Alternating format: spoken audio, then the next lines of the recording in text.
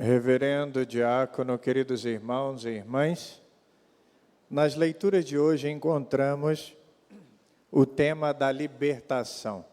Na primeira leitura, o profeta Isaías vê o futuro com os olhos do passado, justamente para descrever um novo caminho, um novo êxodo. Da mesma forma que Yahvé interveio na história do povo hebreu, abrindo o mar vermelho, como fala o versículo 16 da primeira leitura, abrirá também um novo caminho para o povo.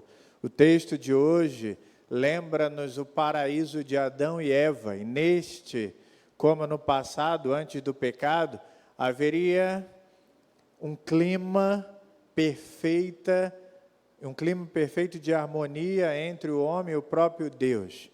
Por isso o profeta na primeira leitura diz: não relembreis coisas passadas, não olheis para fatos antigos, eis que eu farei coisas novas, principalmente na vida daquele povo e hoje na nossa vida. O profeta, ele não anuncia somente o futuro próximo, mas ele aponta para o presente. Já é possível perceber pela fé as intervenções de Deus, e a intervenção de Deus é libertar o povo. Essa intervenção já está despontando. O próprio versículo 19 da primeira leitura fala: não reconheceis, não a percebeis, como se estivesse dizendo, já está acontecendo, fiquem atentos. Amados irmãos e irmãs, acontece na vida deste povo a grande libertação, e a Páscoa da libertação vem trazer também para a nossa vida a paz e a salvação.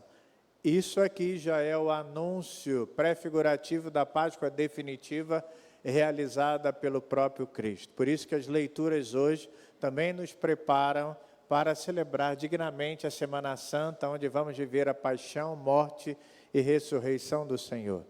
Da mesma forma, esse episódio da mulher adúltera, que pode ser lido desta forma, na ótica pascal, como um novo êxodo espiritual, uma libertação, até porque ela foi condenada à morte por causa da lei e Cristo a libertou. Para ela também se abre um novo caminho, da morte para a vida, do ódio para a paz, da perseguição para a libertação. Reparem, não se pode negar, esta mulher de fato cometeu adultério. Se existe aqui alguma criança que não sabe o que é adultério, pergunta ao seu pai e à mãe depois, tá bom? Ela cometeu adultério, é uma pecadora pública, foi pega no ato, não tem mais como escapar. O versículo de número 4 do Evangelho diz isso: mestre, esta mulher foi surpreendida em flagrante adultério. Não tem como escapar, ela cometeu 3 pecados, 3 injustiças, uma contra a lei de Deus, a outra contra o seu marido e a outra contra os seus filhos. Rompeu-se aqui os laços de amor e de confiança, destruindo a família. Segundo a lei, esta mulher deveria ser expulsa da cidade e morta a pedradas. O próprio livro do Deuteronômio, do capítulo 22, fala sobre isso. Mas, segundo a lei, ambos deveriam morrer, tanto ela quanto o cúmplice desta mulher. Só que reparem que no Evangelho de hoje, a única que está aqui é a mulher. Onde está o homem aqui? Isso é muito interessante, porque o pecado, ele traz a solidão. Ele nos afasta de Deus, da presença de Deus, da comunhão definitiva. É nesse sentido que a solidão aparece nesse Evangelho. É interessante também que ninguém perguntou a esta mulher se foi por fraqueza, se foi por negligência, se ela foi seduzida, se ela foi explorada, se ela quer melhorar, se ela quer pedir perdão, se ela está arrependida. Apenas encontramos um ato de julgamento desta mulher ali presente. Reparem que, mais uma vez, a lei veio para matar. E quantas vezes acontece? Vai acontecer isso com o próprio Jesus. Então, colocaram-na perto de Jesus e diante daquela multidão, armaram uma grande cilada, perfeita para Jesus. Ela foi seduzida a um objeto diante de Jesus. Reparem que não é na mulher que eles estão propriamente interessados. Eles querem pegar Jesus de alguma maneira. A mulher é apenas um bode expiatório. Um deles começa falando naquele diálogo com Jesus. Ele diz assim: mestre, guardem essa palavra, mestre, esta mulher foi surpreendida em flagrante adultério. Moisés, na lei, mandou apedrejar tais mulheres. Que dizes tu? Esses são os 2 versículos, 4 e 5 do Evangelho. Amados, não há necessidade de ouvir testemunhas. A lei é clara e por isso colocaram Jesus diante de um dilema. O que é um dilema? Se você foi para aquele caminho, vai acontecer algo. Se você for por esse caminho, vai acontecer algo. Não tem escapatória. E Jesus está diante de um dilema. Se ele defende o perdão, ele estaria indo a favor de sua pregação. Até porque Jesus vem falar: eu não vim chamar os justos, mas os pecadores, por exemplo, lá em Mateus 9. Ou ele veio para os doentes, sempre deixou isso claro. Ou seja, se ele manifesta isso, que deve-se dar o perdão àquela mulher, ele automaticamente estaria indo contra a lei de Moisés. E sabemos que Moisés está acima de tudo para aquele povo. Mas se ele dissesse, sim, vamos cumprir a lei e apedrejar a mulher, ele estaria indo contra toda a sua pregação. Ele seria desacreditado. E por isso foi colocado em um dilema.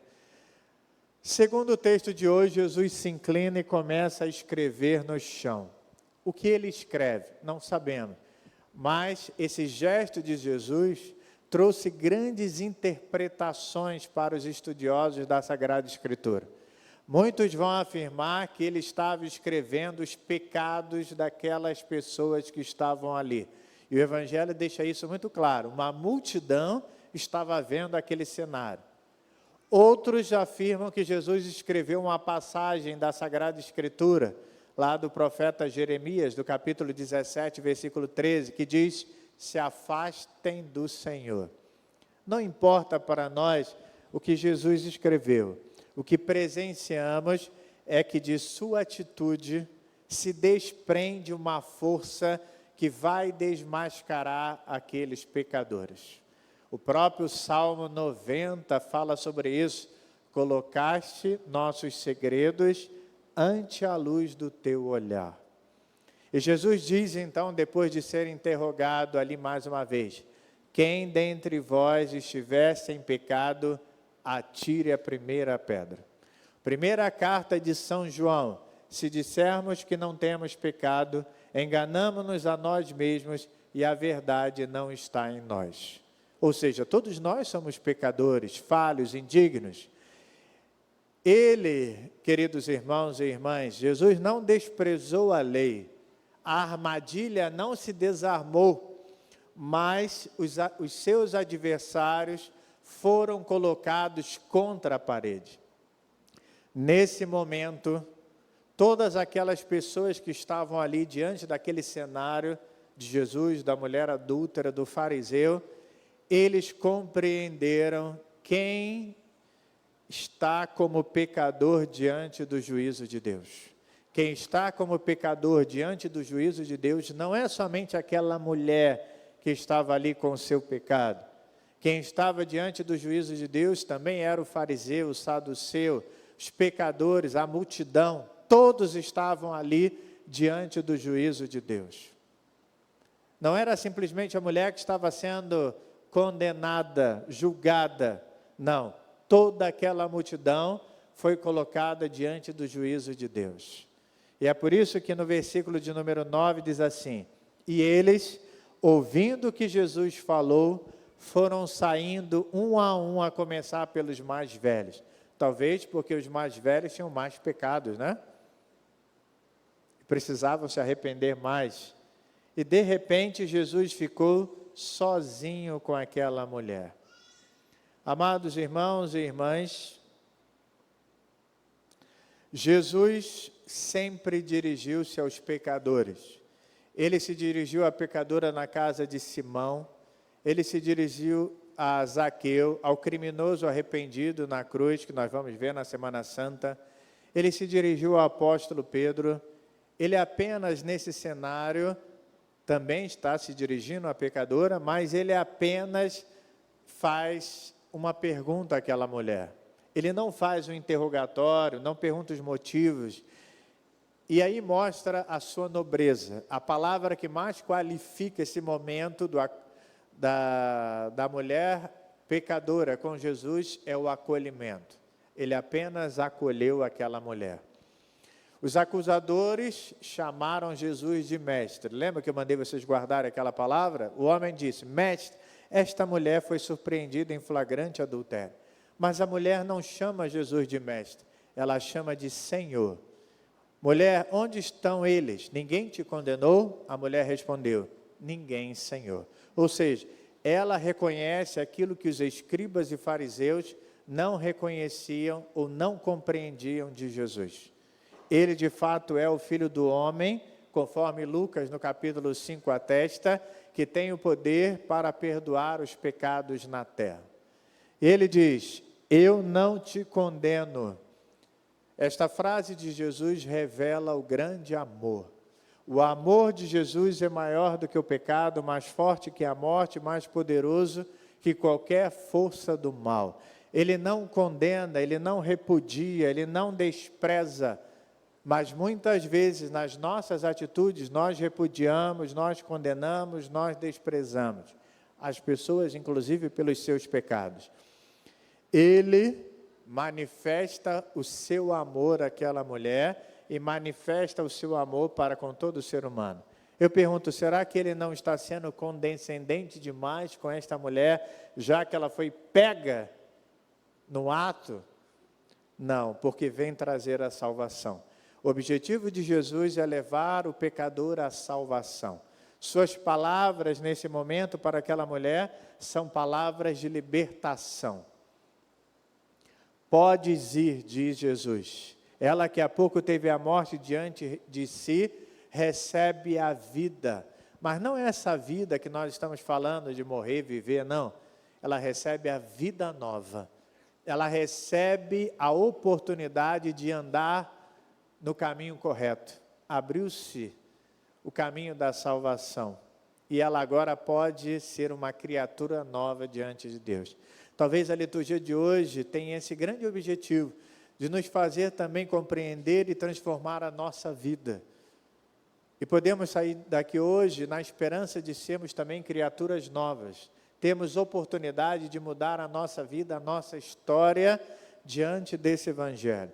Ela, de fato, ele experimentou em sua vida o amor de Deus. O amor que é eterno, grandioso e misericordioso do Senhor. Esta mulher, queridos irmãos e irmãs, representa cada um de nós. E repito, não é só ela que está diante do juízo de Deus. Todo ser humano se encontra diante do juízo do Senhor. Portanto, duas coisas são importantes para nós, a nossa meditação hoje. Primeiro, todos são pecadores. Todos. Não adianta eu chegar na confissão e dizer para o padre: padre, olha, eu não tenho pecado, eu não mato, eu não roubo, eu não faço isso. Não adianta. Este já é o seu pecado. Tem gente que não faz exame de consciência e vai para a confissão e diz: olha, não sei o que falar. É melhor ir embora, porque esses são os fariseus do Evangelho, que não se consideravam pecadores. Mas temos que tomar consciência que todos são pecadores. Todos erram, todos caem. E não podemos ser hipócritas de nos acharmos melhores do que os outros, mais dignos do que os outros. Até porque a igreja é sem pecado, mas não sem pecadores. E esses pecadores devem procurar na sua vida a conversão, a humildade, buscar a vida nova, lutar sempre com coragem, contra principalmente as ciladas do inimigo. E o inimigo está aí para nos tirar do caminho da salvação. E quantas vezes isso acontece? Aonde nós somos mais fracos, é ali que ele vai tentar. Se a sua fraqueza é o adultério, é ali que ele vai tentar. Se a sua fraqueza é o poder, é ali que ele vai tentar. Se a sua fraqueza é o bem material, é ali que ele vai tentar. Se a sua fraqueza é a explosão, às vezes a gente não segura, né? Explode com todo mundo, é nervoso, enfim, é ali que ele vai te tentar. É por isso que a gente precisa trabalhar essas coisas na nossa vida. E olha que quanto mais próximos da Semana Santa, mais a igreja é incisiva em dizer para cada um de nós, vamos mudar a nossa vida, vamos transformar o nosso coração. Papa João Paulo II, nosso santo, antigo Papa, ele dizia assim, ser santo é lutar contra o pecado de todos os dias. Vocês sabem o que é o pecado de todos os dias? Vocês sabem? Levanta o braço, quem sabe o que é o pecado de todos os dias. Vocês nunca ouviram isso na confissão? Alguém vem confessar e diz assim, meu pecado é o pecado de todo dia. Vocês não ouviram isso? Nunca falaram isso? As pessoas dizem assim, meu pecado é o pecado de todos os dias.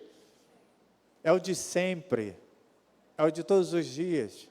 Então ele diz assim, ser santo é lutar contra o pecado de todos os dias. E que muitas vezes é aquele pecado assim, de aborrecimento, de preguiça, que a gente às vezes tem no dia a dia, acorda sem vontade de rezar, que às vezes a gente nem lembra na confissão, a gente só lembra os pecados mais graves. Diz para o padre, eu faltei à missa no domingo, eu briguei, estou com ódio no meu coração, muitas vezes levamos para... Mas o Papa diz assim, ser santo é lutar contra o pecado de todos os dias. Aquele que às vezes parece que é insignificante, é esse que você tem que lutar. Todos os dias da sua vida para ser santo. São esses que você também tem que levar na confissão. Porque só quando a gente lembra é que a gente consegue mudar. E segundo, todos merecem o perdão. Se o primeiro é todos são pecadores, o segundo é todos merecem o perdão. Amados irmãos e irmãs, não podemos e nem temos o direito de condenar ou julgar as pessoas. E quantas vezes também, como no Evangelho, utilizamos da lei de Deus, da palavra de Deus, para julgar e condenar as pessoas. Nós somos aqueles pecadores que Deus insiste sempre em nos chamar de filhos. Lembremos do Evangelho domingo passado, do filho pródigo, que talvez seja o que mais representa esta frase que eu acabei de ler. O filho pródigo esbanjou o seu dinheiro com tudo, depois de passar fome, volta e diz, pai, pequei contra Deus e contra ti, já não mereço ser chamado teu filho, e aí segue aquela frase, e o pai abraça o seu filho, muda a sua roupa, coloca um anel no dedo. Isto é que Deus faz na nossa vida. O Pai dos céus está sempre de braços abertos para acolher os seus filhos, mesmo que cheguemos para Ele e digamos todo o nosso pecado, a nossa miséria ou tudo aquilo que fazemos. Amados irmãos e irmãs, Deus ele não é privilégio dos santos, Deus é um direito dos pecadores. Por isso é que precisamos recorrer à confissão, pedir perdão pelas nossas faltas e nossas vidas. E é interessante o movimento dentro da igreja. Quanto mais próximo, a pessoa some da igreja. Começa o ano, todo mundo some. A igreja fica vazia. Mas quando vai chegando perto da Semana Santa, as pessoas vão aparecendo. As pessoas vão lembrando de que está próximo à Semana Santa, que precisa se confessar. Tem aí algum erro. Não podemos abandonar a Deus. Estamos aqui para pedir perdão pelas nossas faltas. São João da Cruz diz assim, de fato, amar a Deus significa despojar-se de tudo aquilo que não é de Deus. Tudo aquilo que não é Deus na minha vida, eu devo deixar de lado. Eu devo me despojar. Se eu sei que eu vou para aquele lugar e vou cair, por que eu tenho que ir? Se eu sei que, se eu passar a mão na minha namorada, vai para os finalmente, para que eu vou fazer isso? Aonde está a luta, o namoro santo? É isso que Deus espera de cada um de nós. É a luta diária da nossa vida. O Senhor disse àquela mulher: mulher, ninguém te condenou. Olha que bonito isso. Aquele que poderia condenar, disse para aquela mulher: ninguém te condenou? Eu também não te condeno. Em tempos de ódio, queridos irmãos e irmãs, sejamos a paz. Em tempos de vingança, sejamos a esperança. Em tempos de calúnias, fechemos a nossa boca. Em tempos de guerra, sejamos o amor. Em tempos de tribulação, busquemos a humildade. E eu termino com uma frase de São Tomás de Aquino, que diz assim: amar é querer bem a qualquer um. Querer bem a qualquer um, independente daquele que te faz o mal. Por isso que a igreja diz: amai os vossos inimigos. Eu devo amar a todos, sem distinção. E a prova disso está no Evangelho, quando Jesus olha para aquela mulher e diz: mulher, ninguém te condenou, eu também não te condeno. Ali Jesus estava amando verdadeiramente aquela mulher. Como também no domingo passado, quando o pai abraça aquele jovem, o seu filho, ali ele estava manifestando todo o seu amor. Por isso, queridos irmãos e irmãs, o essencial não é pensar muito, é amar muito. E quem disse isso foi Santa Teresa d'Ávila.